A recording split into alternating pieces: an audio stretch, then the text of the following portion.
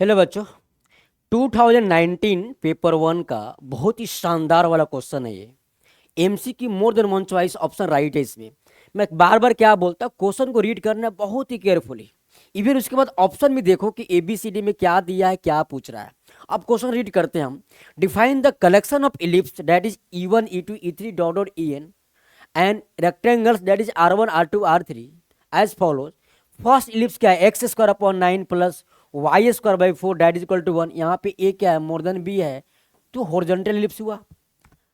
R1 rectangle of largest area with sides parallel to the coordinate access.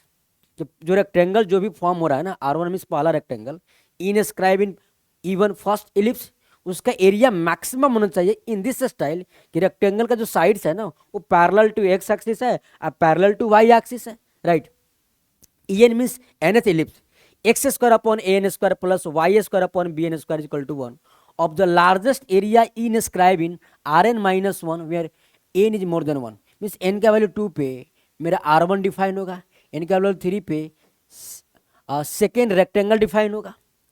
Then which of the following options is are correct. Option A, the eccentricity of E18 and E19 are not equal. Meaning is that कि E18 जो 18 number का ellipse होगा और 19 number का ellipse होगा उसका eccentricity not equal, equal नहीं आना चाहिए दोनों के value. B, the distance of the focus from the centre in E9, 9 number वाले इलिप्स का फोकस से उसके सेंटर का 0,0 से डिस्टेंस निकालना है, डैट इज √5/32। ठीक है ये। C, sigma n is equal to capital N, sigma sum को रिप्रेजेंट करता है, area of Rn is less than 24 for each positive integer n, means R1 plus R2 plus R3 plus dot dot dot plus Rn का जो area का सम होगा ना 24 से less होगा। डी ऑप्शन क्या है, the length of the letters rectum of E9 में नाइन्थ वाले इलिप्स का लेटरस रेक्टम फाइंड आउट करना है, लेंथ। बहुत ही शानदार वाला क्वेश्चन है। First need to draw diagram. तो डायग्राम ड्रॉ करने का मीनिंग क्या है यहाँ पे कि भाई जो मेरा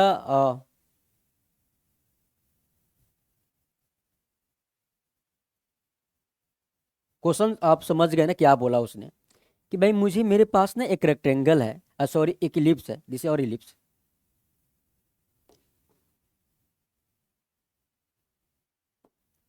दिस इज इलिप्स, राइट।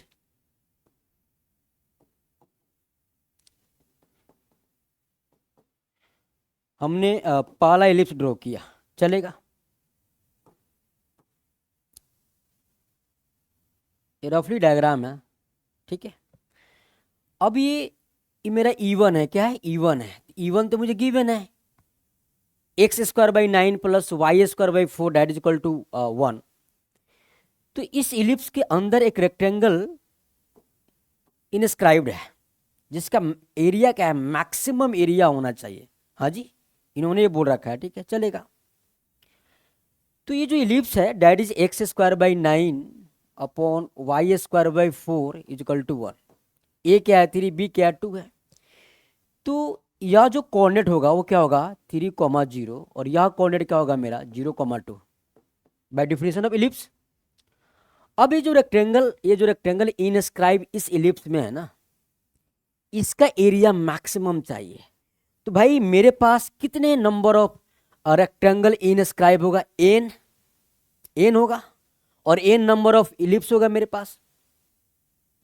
तो मैंने क्या बोला, मैंने ये बोला कि भाई मैं अगर इसके अंदर एक और इलिप्स ड्रॉ करूंगा, उसके अंदर एक और रेक्टेंगल, उस रेक्टेंगल के एरिया भी मैक्सिमम चाहिए, यह क्वेश्चन डिमांड किया है। तो मैंने क्या बोला, मैंने बोला सर ये पहले इस रेक्टेंगल का एरिया हम फाइंड आउट करते हैं। अब एरिया फाइंड आउट करना है तो मुझे तो पैरामेट्रिक कोऑर्डिनेट से ही जाना होगा।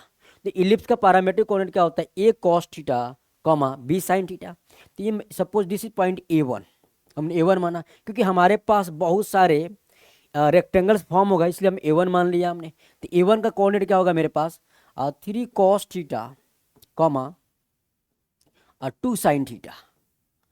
अब रेक्टेंगल का A1 यह कोऑर्डिनेट मालूम हो गया तो मुझे लेंथ मालूम हो गया और ब्रेथ मालूम हो गया रेक्टेंगल का। तो लेंथ हो गया 6 कॉस थीटा, ब्रेथ हो गया 4 sine theta.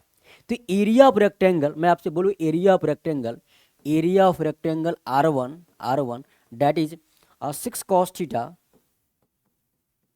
into 4 sin theta and that is equal to 12 sin 2 theta square unit. अब मुझे फर्स्ट रेक्टेंगल का एरिया मुझे मैक्सिमम चाहिए, ध्यान सुनना। तो मैक्सिमम चाहिए तो मैक्सिमम तो इसी थीटा पे डिपेंड करेगा, इस पे डिपेंड करेगा।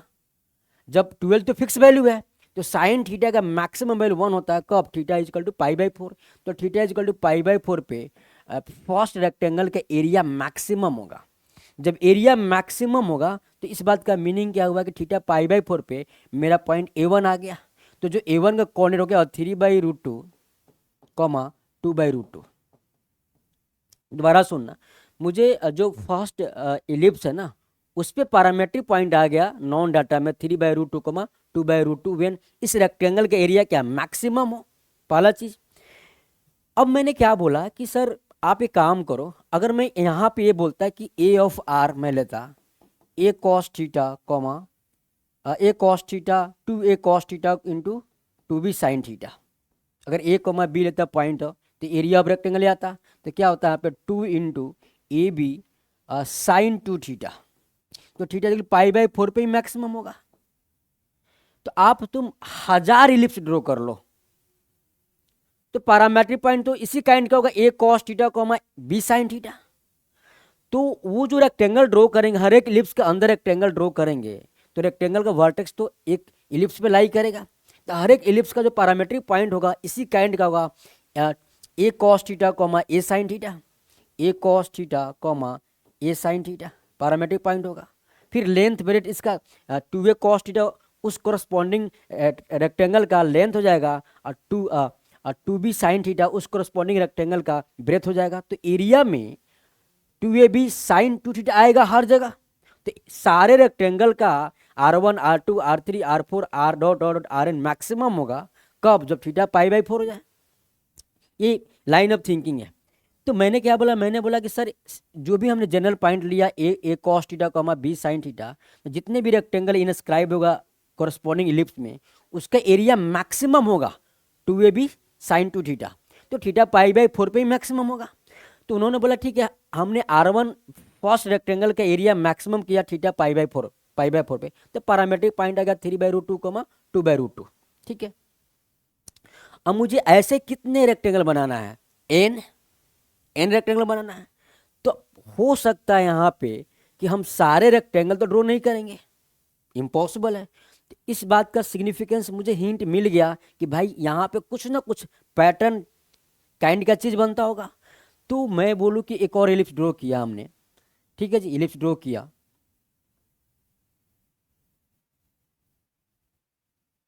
E2, दिस इज हमारा सेकेंड इलिप्स है E2। और इसके अंदर एक और मेरे पास एक और रेक्टेंगल R2 ड्रॉ किया, रेक्टेंगल 2 जिसका एरिया मैक्सिमम होना चाहिए, उन्हें मेंशन कर दिया है। अब से दिस इज पॉइंट A2। अब सेकेंड इलिप्स का E2 के लिए मैं डिफाइन करूँ तो क्या होगा? मान लिया E2 मैंने ऐसे लिखा, E2 equal to x² upon A2² plus y² upon B2² equal to 1, यानी A2 कॉमा 0 ये होगा और 0 कॉमा B2 ये होगा। तो मुझे इस रेक्टेंगल का एरिया चाहिए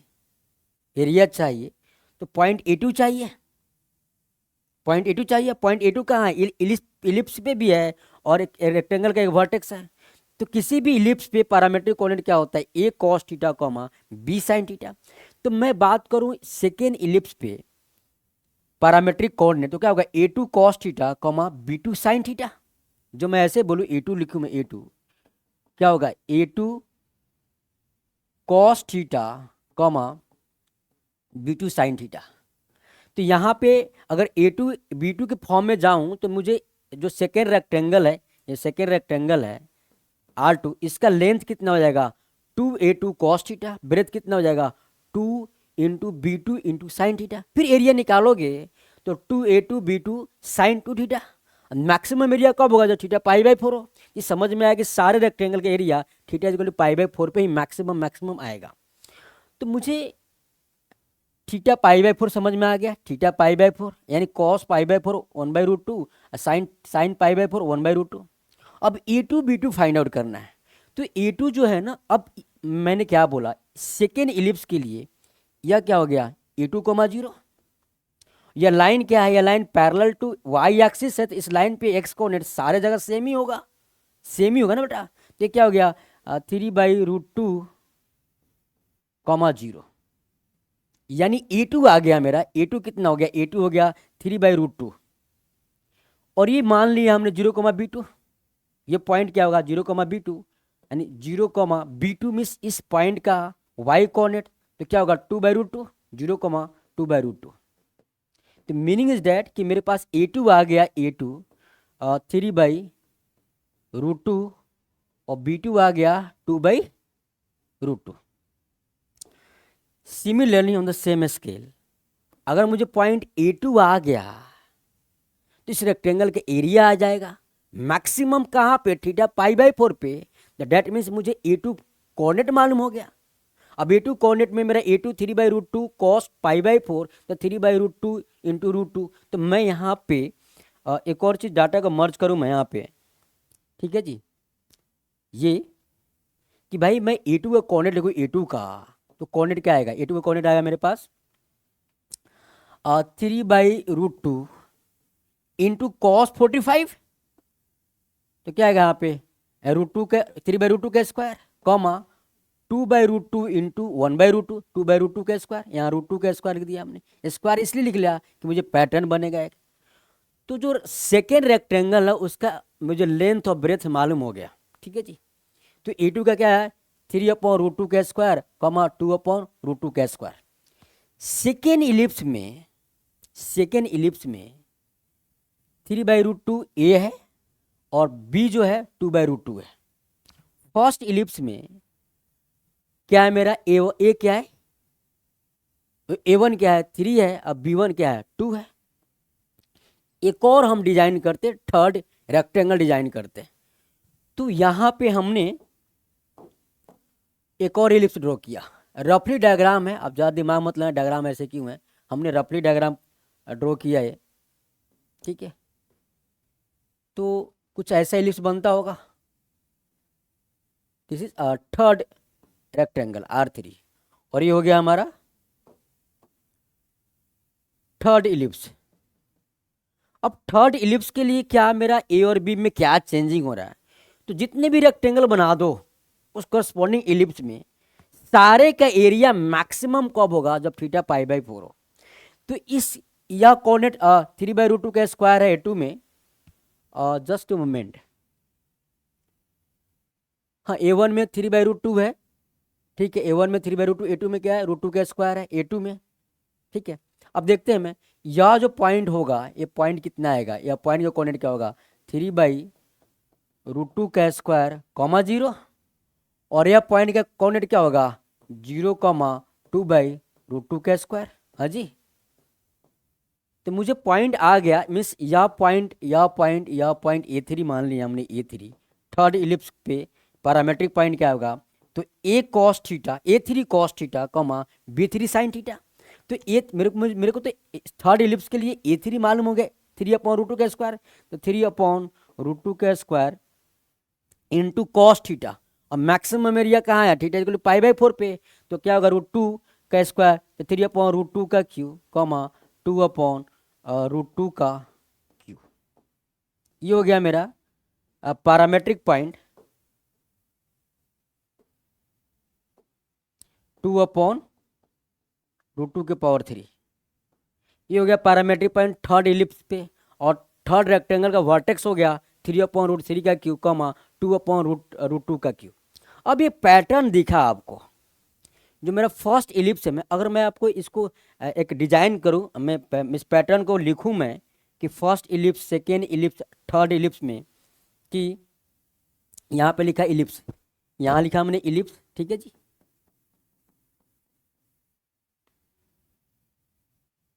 इलिप्स यहाँ पे लिखा हमने A की वैल्यू, यहाँ पे लिखा हमने B का वैल्यू, ठीक है जी। अब जो मेरा फर्स्ट इलिप्स है E1 है, हाँ बेटा E1 है, उसके लिए A क्या है 3, B क्या है 2, ये तो गिवन है। जो सेकेंड इलिप्स आया था उसके लिए जो मैं पैरामेट्रिक कोऑर्डिनेट लिखा था उसमें ए क्या था 3/√2 और बी क्या था 2/√2, यही था। आप देख लो एक बार,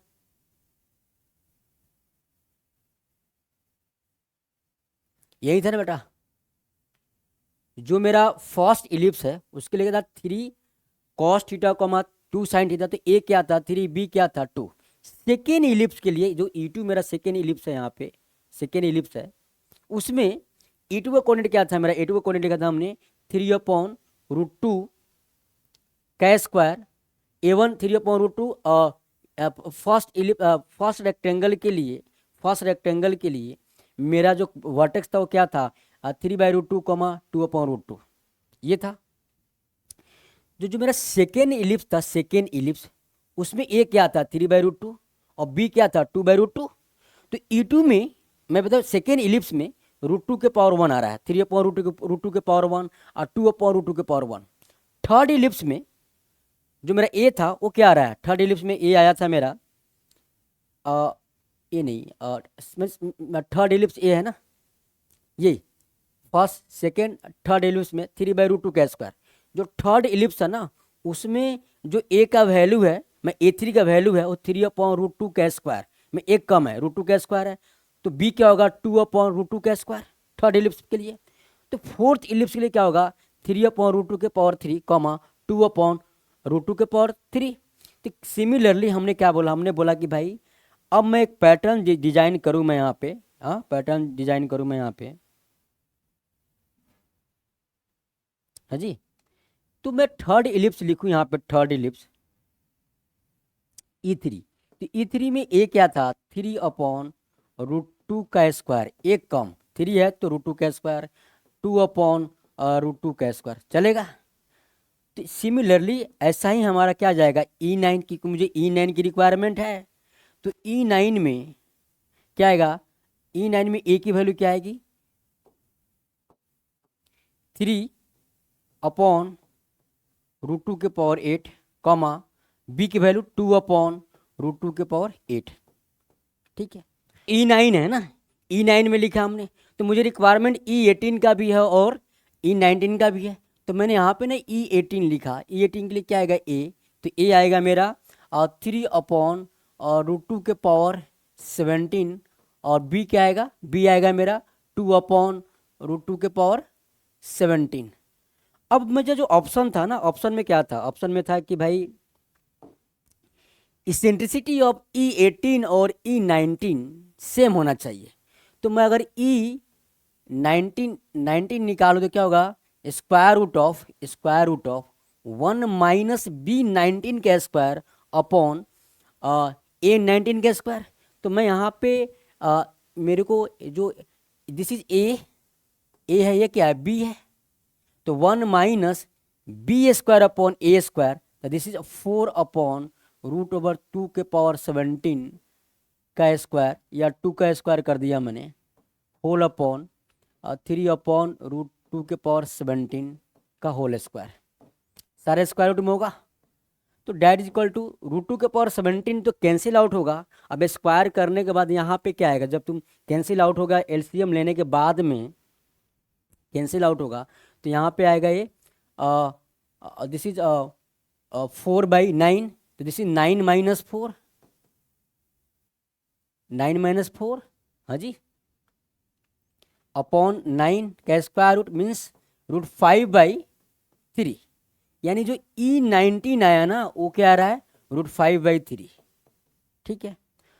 तो जो E18 आएगा ना वो भी यहीं आएगा, क्योंकि E18 में मुझे तो जो वर्कआउट है ए और बी पे है, तो ए और बी में सिर्फ पावर रेंज कम होगा 3 जैसे मैं लिखूँ E18 में तो क्या आएगा square root of 1 minus B18 का स्क्वायर अपॉन A18 का स्क्वायर। तो B18 में क्या आएगा यहाँ पे 2/√2 के पावर दिस इज ये A19 था ना, तो इसको A18 कर लो, इसको A18 आ गया, E18 और इसको 19 कर लो, तो 2, क्योंकि यहाँ पे √2 के पावर 17 है, तो 2/√2 के पावर क्या आएगा यहाँ पे 18 का होल स्क्वायर अपॉन 3 अपॉन √2 के पावर 18 का होल स्क्वायर। तो यहाँ पे भी तो कैंसिल आउट होगा ना, पैटर्न तो सेम ही आएगा। √2 के पावर 18 गेट कैंसल, तो 4/9, 9 5 यानी √5/3। यानी ऑप्शन क्या था हमें कि eccentricity of E18 not equal to eccentricity of E19। तो यहाँ तो दोनों केसेस में इसेंट्रिसिटी सेम आ रहा है, यानी ऑप्शन ए रॉन्ग हो गया। ऑप्शन बी में क्या था कि इलिप्स नंबर 9 का फोकस का डिस्टेंस निकालना है किससे, ऑरिजिन से, सेंटर से। सारे इलिप्स का जो सेंटर है वो सेम ही है ना, सेम ही है। तो मैं यहाँ पे बोलूँ कि सर एक काम करते हैं, हम E9 डिजाइन करते हैं, E9 इलिप्स। तो क्या आएगा, x² अपॉन E9 यानी A9 का whole square plus y² upon B9 का whole square is equal to 1। अब मेरे को निकालना है क्या है, फोकस। तो जो फोकस होगा S9 वो क्या होगा यहाँ पे, A9 E9 0। तो A9 तो मुझे मालूम है, A9 जो होगा A9 वो क्या आएगा, 3 अपॉन √2 के पावर 8। हाँ जी, ये कम आ रहा था ना, ठीक है। और जो B9 आएगा वो क्या आएगा मेरा, 2 अपॉन √2 के पावर 8। हाँ जी, और इसेंट्रिसिटी हमने निकाला E9, सारे इलिप्स का इसेंट्रिसिटी सेम ही होगा, √5/3 √5/3 √5/3, क्योंकि √2 के पावर 8 गेट कैंसल आउट। तो 4/9 1 - 4/9, तो E9 क्या आएगा यहाँ पे, √5/3। सारे इलिप्स का इसेंट्रिसिटी सेम होगा यहाँ पे। नाउ मैं S9 में फोकस लिखूँ 9th इलिप्स का, तो A9 मीन्स 3 अपॉन √2 के power 8 into √5/3। This 3 get cancelled, comma 0. So S9 we have √5/√2 के पावर 2 के पावर 4 16, comma 0। अब इस 9 का इसका डिस्टेंस कहाँ से निकालना है, सेंटर से, ऑरिजिन से। तो ऑफकोर्स डिस्टेंस कितना हो जाएगा, √5/16। हाँ जी, तो ऑप्शन बी भी रॉन्ग है, वहाँ पे √5/32 था ना, यहाँ पे √5/16 है यहाँ पे। तो ऑप्शन सी क्या था कि sum of all area of rectangles is less than 24। Option D क्या था, length of latus rectum of 9th ellipse मुझे फाइंड आउट करना था। तो यहाँ पे मैं length of latus rectum of E9 that is equal to 2B9 का square upon A9, 2B²/A। So from here we have to write 2 into B means 2 upon √2 के power 8 का whole square whole upon A9 means 3 upon √2 के power 8। ठीक है जी, जो solve करो, this is 2 into 4 √2 के power 8, √2 के पावर 8 से एक कैंसिल आउट होगा, तो यहाँ का बचेगा एक मिनट, √2 के पावर 8 एंड √2 के पावर 8 एंड 2 के पावर 4। ठीक है जी, इंटू 1/3। ठीक है, तो ये क्या आ गया यहाँ पे 1/6। हाँ, तो ये length of latus rectum of 9th ellipse 1/6 था, तो ऑप्शन सी राइट हुआ मेरा। नाउ अब ऑप्शन डी पे जो हम वर्कआउट करते हैं, ऑप्शन डी पे जितने भी रेक्टेंगल्स इनस्क्राइब्ड होगा कॉरस्पॉन्डिंग इलिप्स में, सारे का एरिया को ऐड करूँ 24 से लेस होगा, तो हमारे पास तो इनफाइनाइट ऐसे रेक्टेंगल फॉर्म होगा। तो एरिया ऑफ रेक्टेंगल फर्स्ट जो लिखूँ मैं, क्या आएगा यहाँ पे, मैं जनरल ले लिया ए और बी फर्स्ट इलिप्स का, और ए क्या था मेरा 3 था और बी क्या था 2 था। तो क्या आएगा यहाँ पे 2AB cos 2θ। तो मैक्सिमम कब होगा जब, सॉरी sin 2θ, तो मैक्सिमम कब होगा जब थीटा π/4 हो जाए। तो यहाँ पे 2AB sin 2θ, तो मैक्सिमम एरिया 2AB आ गया। सबका एरिया मैक्सिमम लेना है, तो एरिया ऑफ सेकेंड रेक्टेंगल में क्या आएगा यहाँ पे 2AB आएगा ही आएगा, फिर sin 45 इंटू cos 45, तो 1/2। That is 2ab/2। सिमिलरली जो एरिया ऑफ थर्ड रेक्टेंगल होगा वो क्या होगा, 2ab/2 into 1/√2 into 1/√2, that is equal to 2ab/2 के पावर 2। तो एरिया ऑफ फोर्थ में क्या आएगा, 2ab/2 के पावर क्यू। तो टोटल एरिया को ऐड कर दो, क्या आएगा 2ab plus 2ab/2 plus 2ab/2 2 square plus 2ab/2 के power Q plus dot dot dot. ठीक है जी। तो यहाँ पे मैंने 2ab कॉमन लिया, क्या बचेगा 1 प्लस 1/2 प्लस 1/2 का स्क्वायर प्लस 1/2 के power Q plus dot dot dot. ये जीपी बन रहा है जिसका टर्म्स इनफाइनाइट है। क्या है, इनफाइनाइट है। तो सम क्या होता है, sum is equal to 2ab into a/1 - r, that is equal to 4ab, और a क्या था 4 into 3 into 2, that is equal to 24। अब ये जो 24 स्क्वायर यूनिट एरिया आ रहा है किसका, जितने भी number of means up to infinite numbers हमारा रेक्टेंगल फॉर्म होगा, वो टोटल एरिया 24 आ रहा है। तो आप उसने बोला है कि sigma n equal to 1 to capital N। तो अब n तक जाओगे नेचुरल नंबर तक तो उसका एरिया तो 24 से कम ही आएगा। टोटल हमारे पास इनफाइनाइट रेक्टेंगल्स है, उसका एरिया 24 स्क्वायर यूनिट आ रहा है। तो आप एक पार्टिकुलर एरिया को ऐड करते जाओगे n तक तो उसका एरिया 24 से लेस ही आएगा। सो तो ऑप्शन सी इज करेक्ट है। इस क्वेश्चन में ऑप्शन सी और ऑप्शन डी करेक्ट ऑप्शन है। इस क्वेश्चन में क्या करना था आपको, क्वेश्चन को रीड, एडवांस में क्या होता है कि क्वेश्चन को रीड करो, ऑप्शन देखो, फिर प्रोसीड करो, कुछ ब्रेक करो, उसके बाद देखो कोई ऑप्शन मैच हुआ क्या, फिर ऑप्शन से ऑप्शन भी हम मिला सकते हैं, राइट।